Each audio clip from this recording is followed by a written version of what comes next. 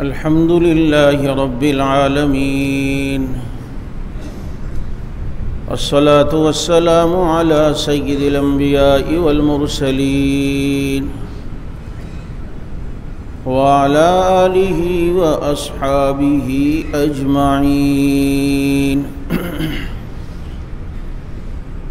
أما بعد، فأعوذ بالله من الشيطان الرجيم. بسم الله الرحمن الرحيم. كنتم خير أمة أخرجت للناس تأمرون بالمعروف وتنهون عن المنكر وتؤمنون بالله.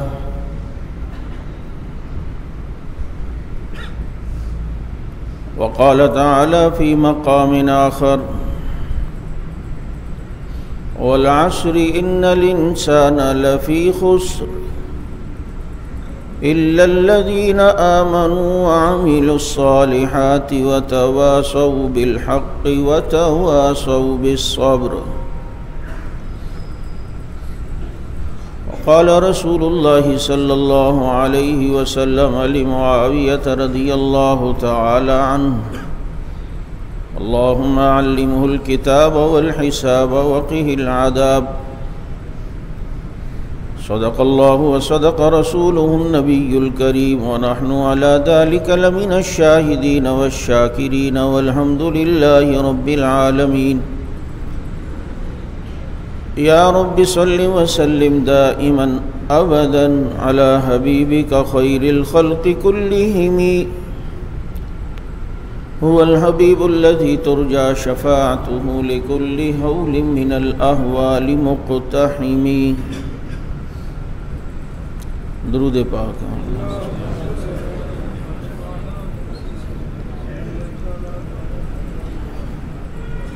واجب الاحترام اللہ رب العزت نے حضور اکرم فخر دو عالم صلی اللہ تعالی علیہ وسلم کو ایک جامع دین دے کر بھیجا، اور گزشتہ جمعہ میں نے آپ حضرات کے سامنے بات کہی تھی کہ آپ صلی اللہ علیہ وسلم نے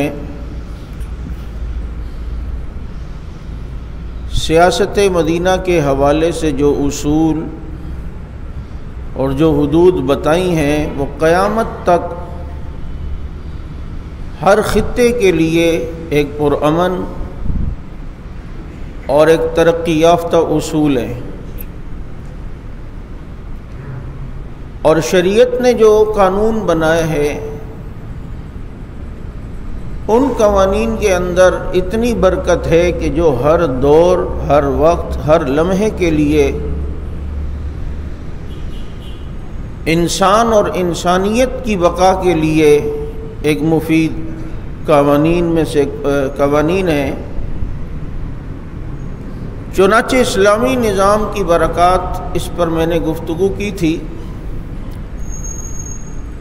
بہت سے لوگوں کے ذہنوں میں یہ بات ہوتی ہے کہ اسلام کی بہت سی چیزیں وہ ترقی میں مانع ہوتی ہیں. یہ لوگوں کی کم علمی اور کم فہمی ہے، ورنہ اسلام ہی نے ترقی کا راز اور ترقی کا راستہ بتایا ہے اور انقلاب کا راستہ بتایا. آپ دیکھیں، دنیا پہ غلبے کے لیے اسلامی نظام اور اپنے اندر اسلام کو لانا یہ کتنا ضروری ہے. آپ سپر طاقت بنیں گے، آپ سپر پاور ہوں گے. وَأَنْتُمُ الْأَعْلَوْنَ إِن كُنتُم مُؤْمِنِينَ. تم پہلے مومن تو بنو، دیکھو غلبہ تمہارے مقدر میں لکھا جا چکا ہے اور تمہاری تقدیر میں لکھا جا چکا ہے. آپ کہیں گے کہ مولوی صاحب یہ کہاں کی باتیں ہو رہی ہیں، صرف اسلام آ جائے، اللہ اور رسول کی مان لیں تو ہم دنیا پہ غالب آئیں گے. میں نے کہا جی ہاں، اللہ نے ہمارے نبی کو ایسی سرزمین پہ بھیجا جسے مکہ مکرمہ کہا جاتا ہے، اور آپ کو پتہ ہے کسی بھی جگہ پر انقلاب کے لیے، ترقی کے لیے، دنیا پہ غلبے کے لیے وہاں چند چیزوں کا ہونا ضروری ہے۔ وہ قوم پڑھی لکھی ہو تو قومیں ترقی کرتی ہیں، قوموں میں صنعت کاری ہو، ہنر ہو تو وہ قومیں ترقی کرتی ہیں، قوموں میں آپس میں محبت ہو اور کسی قسم کے انتشار نہ ہو، فرقہ واریت نہ ہو، لڑائی نہ ہو، قومیں تب ترقی کرتی ہیں۔ جہاں پر امن ہوتا ہے قومیں تب ترقی کرتی ہیں۔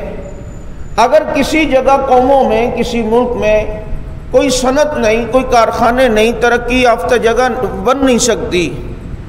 ترقی کے لیے، غلبے کے لیے علم ضروری ہے، لیکن اگر قوموں میں علم نہ ہو تو کچھ نہیں ہو سکتا۔ اسی طریقے سے امن ضروری ہے، آپس میں محبت کا ہونا ضروری ہے، اور ساتھ ساتھ میں شعور کا ہونا ضروری ہے۔ ہم یہ دیکھتے ہیں اللہ نے ہمارے نبی کو ایسی کسی جگہ مبعوث نہیں کیا جہاں پر صنعت ہو کہ ہمارے نبی کا دین اگر غالب آئے اور وہ ترقی یافتہ بن جائے تو لوگ کہیں جی اس لیے ترقی ہوئی ہے کہ اس جگہ اس نبی کے قدم لگے تھے، جہاں بڑے بڑے کارخانے تھے، معیشت بہت اچھی تھی، بلکہ مکہ مکرمہ ایک تیر خود نہیں بناتا، یہ ساری تیر تلواریں ہند اور سندھ سے اور شام سے یہ لایا کرتے تھے۔ اور پھر علم تو دور دور تک نہیں تھا، جہالت کا یہ عالم تھا اس قوم میں، اپنا تھوک پھینک کے چاٹنے والی قوم، راہ چلتے جانور کے جس حصے کی طرف نظر پڑتی اور اسے کھانے کا دل کرتا، بجائے ذبح کرنے کے وہی حصہ کاٹ لیتے۔ جہالت اس انتہا کو پہنچی ہوئی تھی، اور امن کا تو نام تک نہیں، چھوٹی چھوٹی بات پہ لڑائیاں، کئی سالوں کی لڑائیاں، اس کے کھیت سے چڑیا اڑ کے میرے کھیت پہ کیوں آئی، اس بات پہ دست و گریباں اور لڑائیاں۔ ایسی جگہ اللہ نے نبی کو بھیجا، اور ایسی جگہ بھیج کر اب نبی کا انقلاب دکھانا تھا، اب نبی کے دین کی تاثیر دکھانی تھی، اب قوانین اسلام کی برکات دکھانی تھی کہ دیکھنا ایک ایسی جگہ جہاں ترقی کے کوئی اسباب نہیں ہیں، لیکن جب یہ قوم اسلام کو فالو کرے گی، پیغمبر کی شریعت کو فالو کرے گی، پیغمبر کے دین کو اپر قبول کرے گی، اسلام کو جب یہ ایکسیپٹ کرے گی، تو اب اسی قوم کے ذریعے سے اللہ ترقی کر کے دکھائے گا، اور ترقی یافتہ لوگ انہیں دیکھتے رہ جائیں گے۔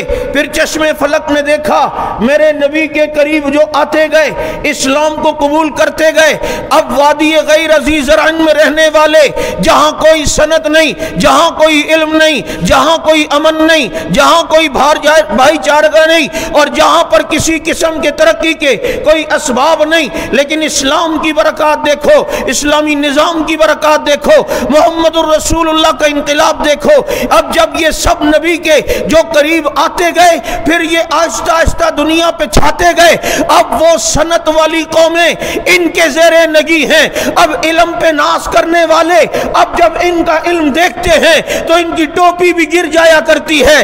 آج پھر یہ اتنی ترقی یافتہ قومیں بن چکی ہیں کہ تو پل کے اوپر گاڑی کو چلاتا ہے، وہ بغیر پل کے دریا پہ گاڑی اپنے گھوڑے بھگاتے ہوئے نظر آتے ہیں۔ تو آج ترقی پہ ناز کرتا ہے کہ میں یہاں سے موبائل پہ بات کرتا ہوں، میں یہاں سے براہ راست میچ دیکھ لیتا ہوں۔ پھر وہ اسی ترقی یافتہ قوم بنتی ہے کہ ممبر پر بیٹھ کر شام میں لڑنے والا ساریہ براہ راست عمر دیکھ بھی رہا ہے، اور عمر کی آواز کو رب شام تک پہنچا بھی رہا ہے۔ پھر دنیا پہ غالب آئے، پھر بڑی بڑی صنعتیں جن ملکوں میں تھیں وہ سب صحابہ کے زیر نگی آئے یا نہیں آئے؟ کیا تھے یہ تو چرواہے تھے، غلہ بانی بھی صحیح نہیں آتی تھی، لیکن جب لا الہ الا اللہ محمد الرسول اللہ کو اپنایا تو دنیا نے دیکھا کہ پھر کیا سے کیا ہوا۔ پھر وہی ہوا جو میں کہا کرتا ہوں کہ لکھاں تاجور حبیبہ تیرے غلام بن گئے، چرواہے درتے آ کے جگ دے امام بن گئے۔ خود نہ تھے جو راہ پہ، اوروں کے ہادی بن گئے۔ کیا نظر تھی جس نے مردوں کو مسیحا بنا دیا، یہ بجلی کا کڑکا تھا یا صوت ہادی، عرب کی زمین جس نے ساری ہلا دی۔ یہ ہیں وہ برکات جس کو حاصل کر کے خدا کی قسم دنیا پہ غلبہ حاصل کیا جا سکتا ہے۔ باقی اللہ کو ناراض کر کے، رسول کو ناراض کر کے کوئی یہ سوچے کہ میں دنیا پہ غالب آ جاؤں گا، مجھے عزت مل جائے گی، اگر اسباب میں عزت ہوتی تو فرعون کو مل جاتی، نمرود کو مل جاتی، لیکن نہیں، عزت فرعون کو نہیں ملی، عزت موسیٰ کو ملی ہے۔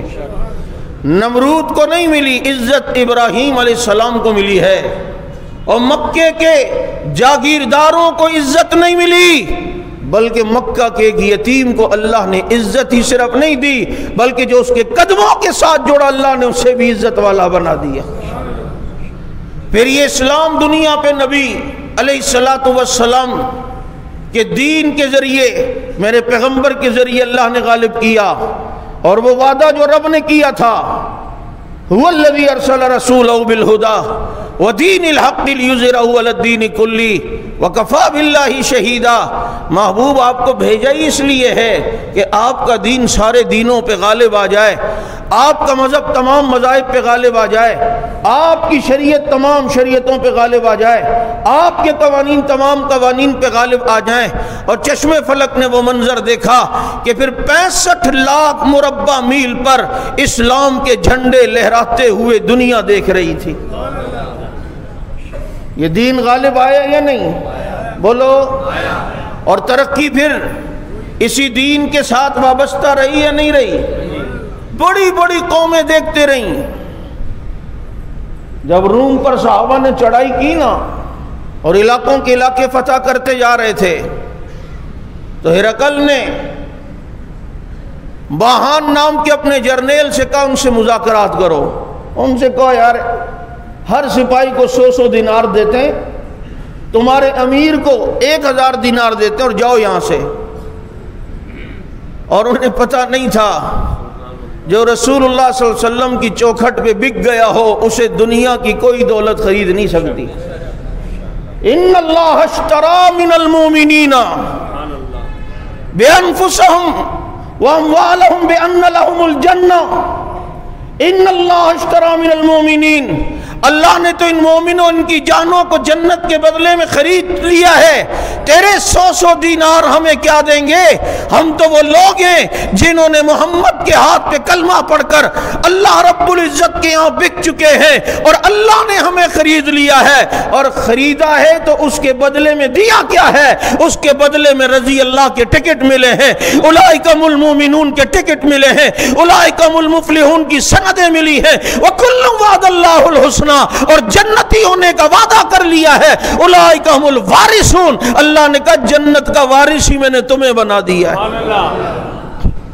جنت کے وارث کون؟ بولو کون؟ اولئک هم الوارثون، یہ وارث ہیں۔ جنت ہے ہی جاگیر صحابہ کی، جنت جاگیر، ہاں۔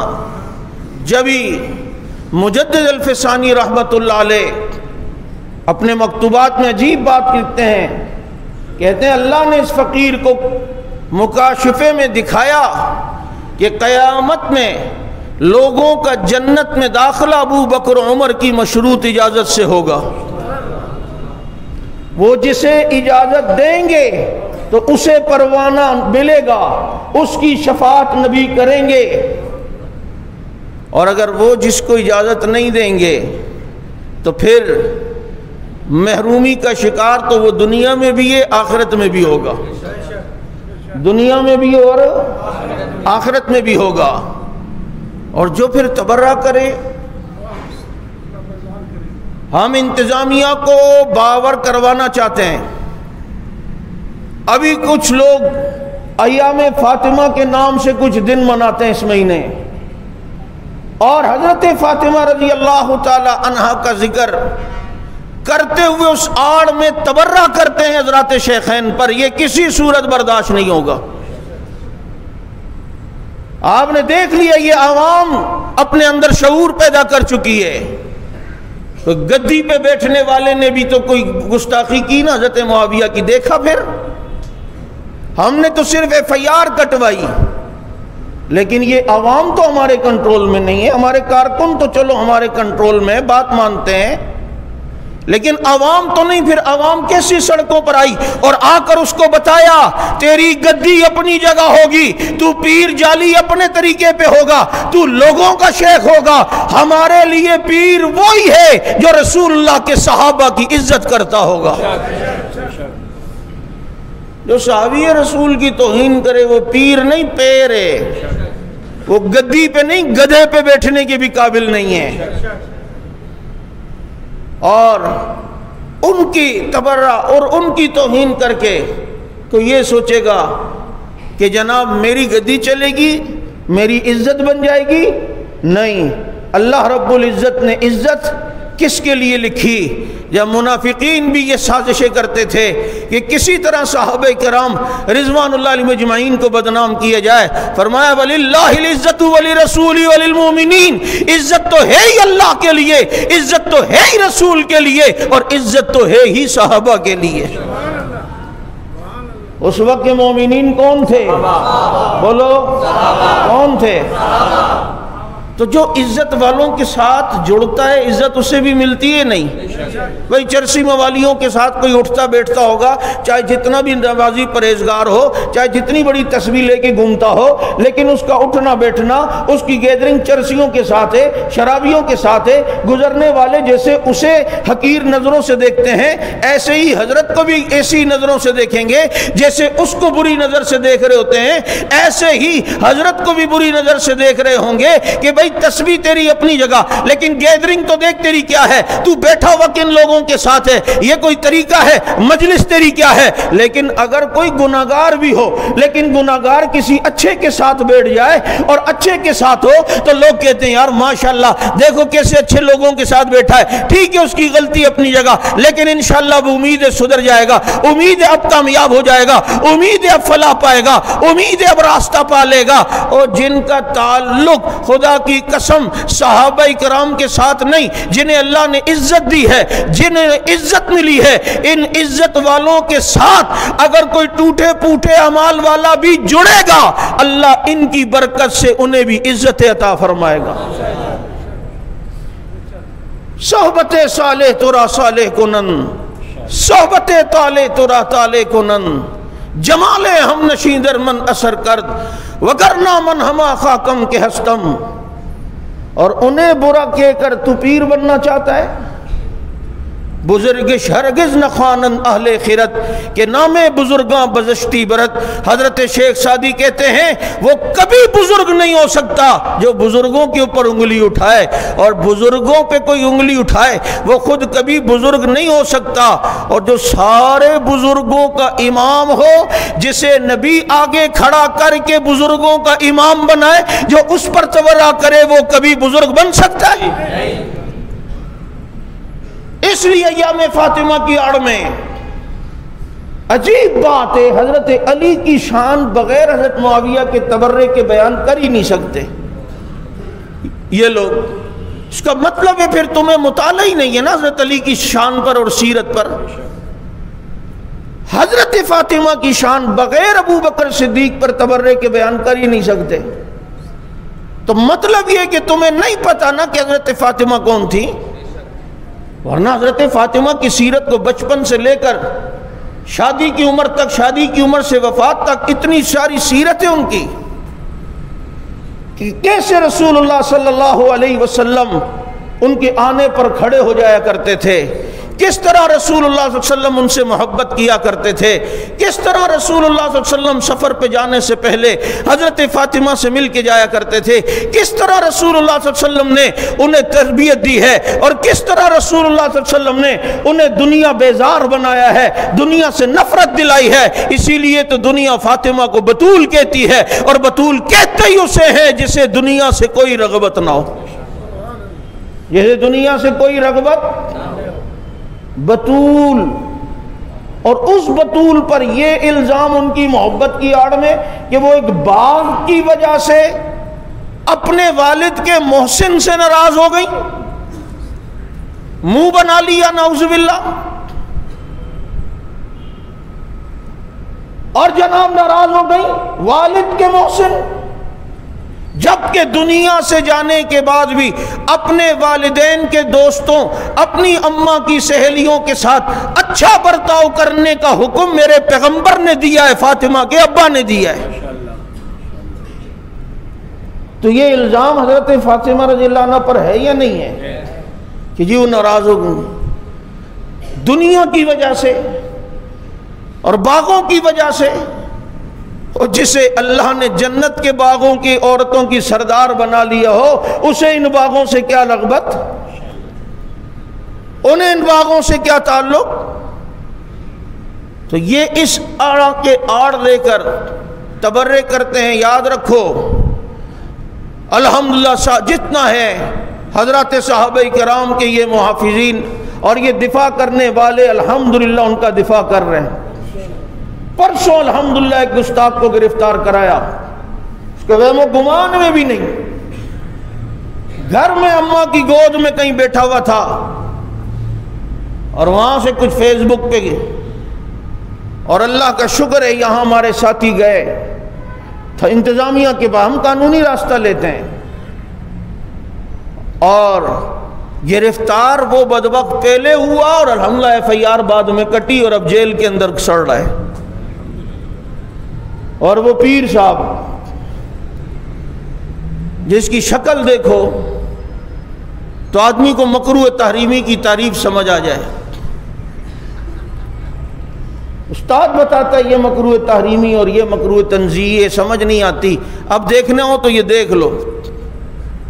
کدو والا بابا کے مزار نام دیے کدو والا، تو پھر کدو والا اگر تیرے مزار کا نام ہے تو پھر یاد رکھو ہم بھی معاویہ والے ہیں، صحابہ والے ہیں۔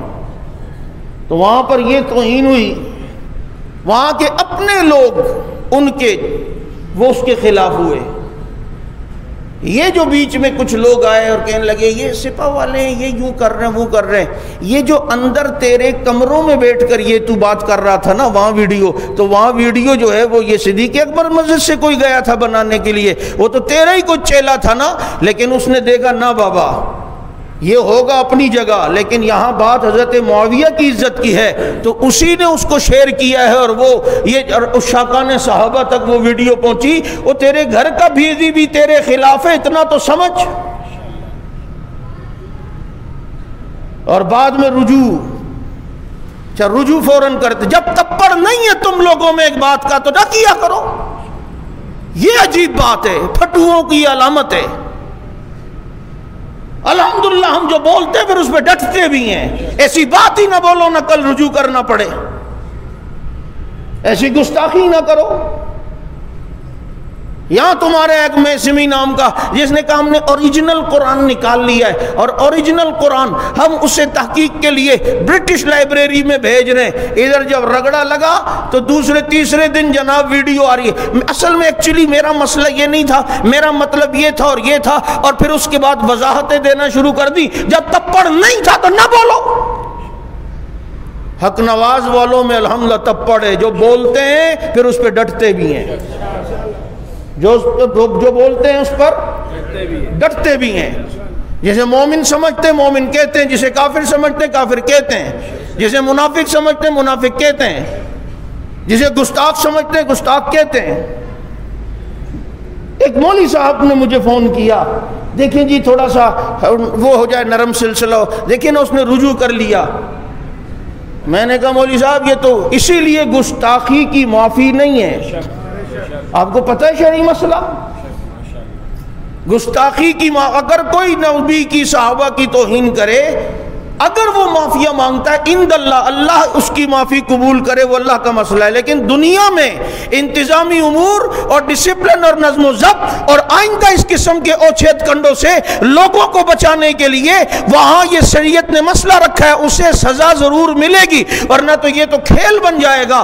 آج کوئی توہین کرے گا، کل وہ کہے گا جی میں نے رجوع کر لیا ہے، پھر کوئی توہین کرے گا، پھر کہے جی میں نے رجوع کر لیا ہے۔ ایسے تو کئی بدبختوں نے نبی کی توہین کی ہے، صحابہ کی، جب ٹھنڈا ہوا تو کہنے لگے نہیں جی یہ مراد نہیں تھی یہ، اور رجوع سے ہوتا ہے، شریعت کا مسئلہ میں نے اس کو کہا آپ مفتی ہو اور مجھے سمجھانے کی کوشش کر رہے ہو، مجھے یہ بتاؤ اگر ایک شخص نے زنا کیا، شادی شدہ تھا اور بعد میں وہ پچھتایا، اللہ سے راتوں کو معافی مانگتا ہے، ٹھیک ہے اس کا اللہ کا معاملہ ہے، آخرت میں اللہ اسے معاف کر دے، وہ اللہ رب العزت اور اس کا معاملہ ہے، عند اللہ معافی اس کی قبول ہے، یہ معاملہ الگ ہے، لیکن شریعت میں اسے دنیا میں حد لگے گی یا نہیں لگے گی؟ حد لگے گی؟ مجھے کہنے لگے مول صاحب ادھر حد لگتی کس کو ہے؟ میں کہا واہ یار، میں مسئلہ کیا پوچھ رہا ہوں اور بات کیا کر رہا ہوں اور تم جواب کیا دے رہے ہو؟ تو اس لیے یہ حساس مسئلہ ہے، یہ کیا ہے؟ حساس مسئلہ ہے۔ اور دیکھو جو بھی ہے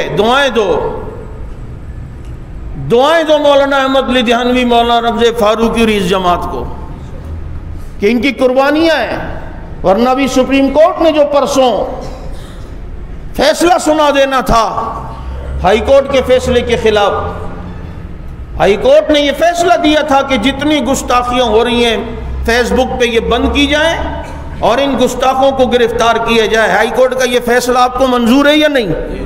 یہی آپ بھی چاہتے ہیں؟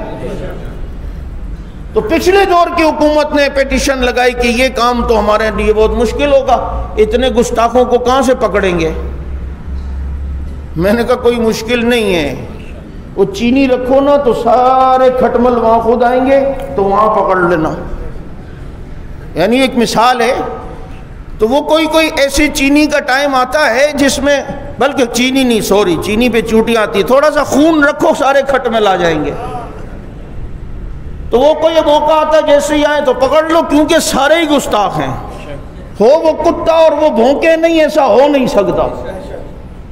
سمجھ آ رہی؟ یہ بھی اپنے ذہن سے کیڑے نکالو جو یہ کہتے نہیں وہ میں نے دیکھا ہے وہ کبھی گستاخی نہیں کرتے، وہ توہین نہیں کرتے، اور جن کی نمازوں کی آخر کی اتحیات میں ہے ہی 4 صحابہ پہ تبرہ، اس کی نماز سلام اس وقت تک نہیں ہوتا، کیسے آپ کہہ سکتے ہو؟ کبھی اس کی نماز جنازہ کی دعا سنی ہے؟ پھر کہتے ہیں کہ جی وہ تو کچھ نماز جنازہ کی دعائیں ان کی پتہ ہے، اس میں صحابہ پہ تبرہ۔ تو اب یہ فیصلہ ہونے والا تھا، الحمدللہ اللہ رب العزت نے اہل سنت کو فتح عطا فرمائی۔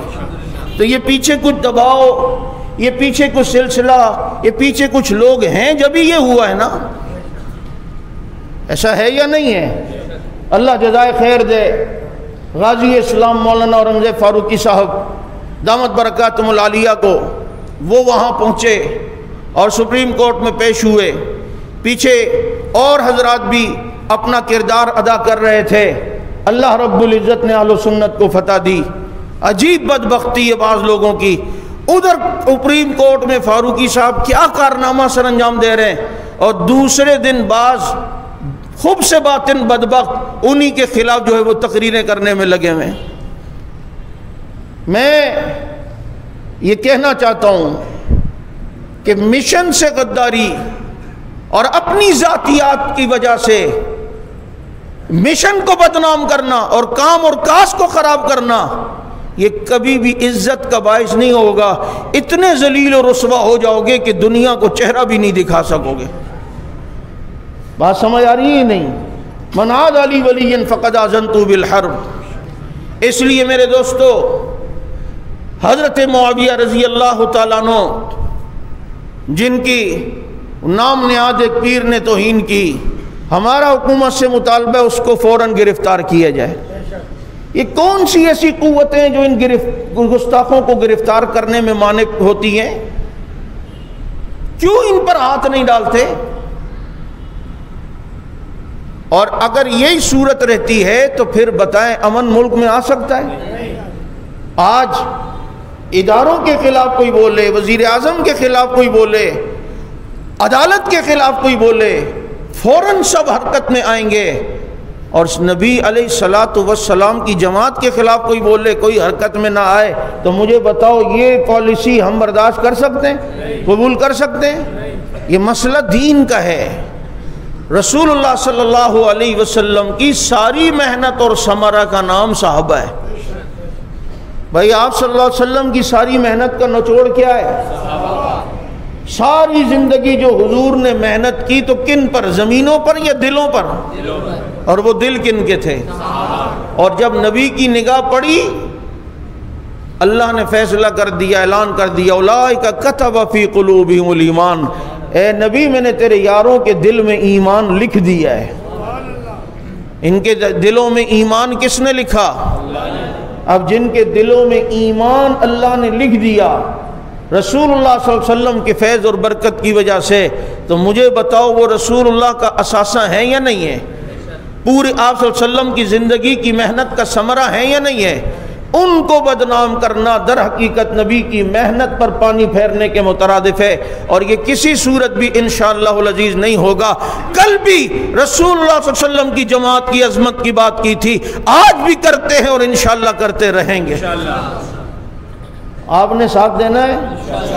بولے اگر اس گستاخ کو گرفتار نہیں کیا جاتا اور کوئی کال آپ کی قیادت دے، آپ لبیک کہتے ہوئے میدان میں آؤ گے انشاءاللہ؟